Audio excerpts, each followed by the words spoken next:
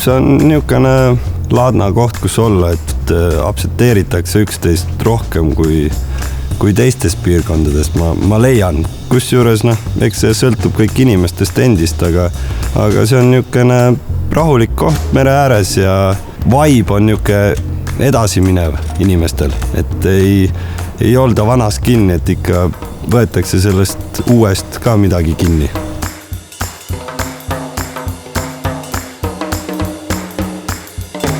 No Kalamaja elanikuna meeldib mul siin vaikus ja inimeste sõbralikkus.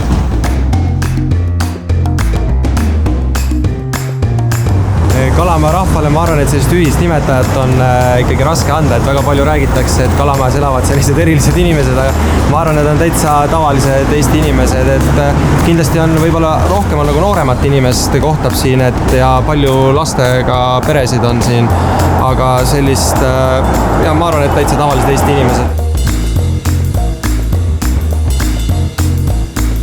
Rahvas on väga-väga mõnus. Meie naabrid on väga mõnus, et siin on väga palju noori peresid. Meie majas on ainuüksi 100 korterit. Igas korteris on umbes 2-3 last. Nii et me lasteaeda lapsi peakski olema. Saavad ise hakkama, ise mängivad.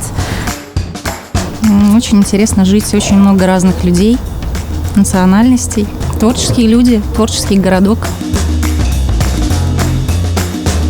Selline ilus kant ja ilusad inimesed võib öelda.